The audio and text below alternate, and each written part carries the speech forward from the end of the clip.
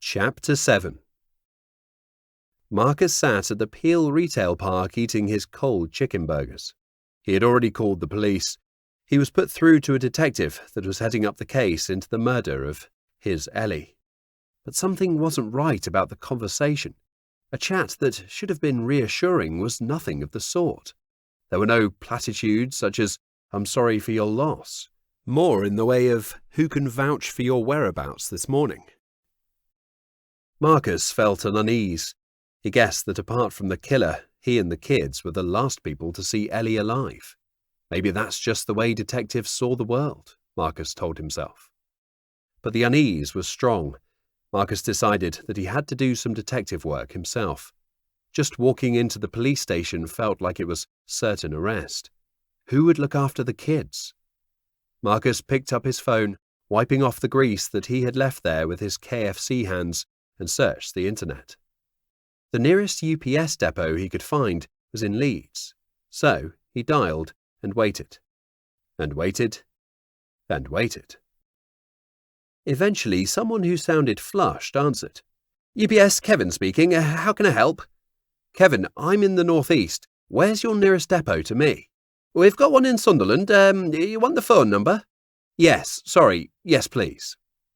Marcus jotted the number down on a pad he always kept in the glove compartment of the car. He was given the pad as a Secret Santa present a few years back. It was a what to do in an emergency pad, showing all the questions he needed to ask and all the information he needed to gather in case of bumping into another car. The pen hadn't been used in the intervening period, so the ink was sketchy. He scratched the number into the paper, some ink taking, other sections having an indent that told the number instead. Dialing the number quickly so he didn't lose track of markings on his paper, Marcus found that all UPS depots had the same speed of answering calls. Eventually, the phone at the other end had a voice. "UPS Sunderland, Marcy speaking. How can I help?" More consistency, Marcus thought. "Hi, Marcy. My name is Marcus. I'd like to ask a few questions about a driver you have, if that's okay." Marcy was known by her colleagues for loving gossip. Data protection should probably have stopped her from saying a word more, but that wasn't the way Marcy functioned. "Tell me more," she requested. "I was cut up by one of your drivers, male, around 6 foot tall, 15 stone plus, long beard and wearing jeans and a tracksuit top," Marcus explained.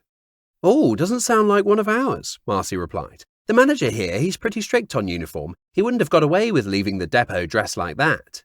"Interesting. Does the manager there allow people to run red lights?" Marcus replied in anger. He wanted to scream and shout, but instinctively knew that Marcy wouldn't respond well to that at all. "No, he wouldn't put up with that either. If our drivers get any kind of rebuke from their driving, then they land in hot water. That goes for everything from another driver complaining to points on their license. If I can take some details, then I can start an investigation." "Oh, what did you say your name was again?" Marcy asked. Marcus wasn't willing to give any data in the opposite direction, just calling to get information for himself.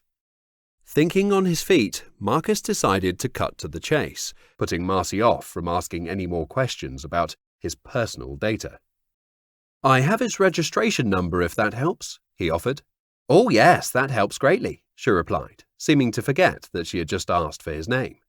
"It's November, Uniform, 6, Alpha, Papa, Bravo," Marcus said, hearing Marcy's voice at the other end of the line repeating every word he said. Marcus was never sure about the phonetic alphabet. Was it Bravo or was it Beta? Was Papa the right word for the letter P, or should it have been Peter? He never knew if he was right or not, but the message got through. "Are you sure about that number?" "Let me repeat it," Marcus said. "November, Uniform, 6, Alpha, Papa, Bravo." "Yes, that's what I've searched. There must be a mistake. Could one of the 6s have been a 5?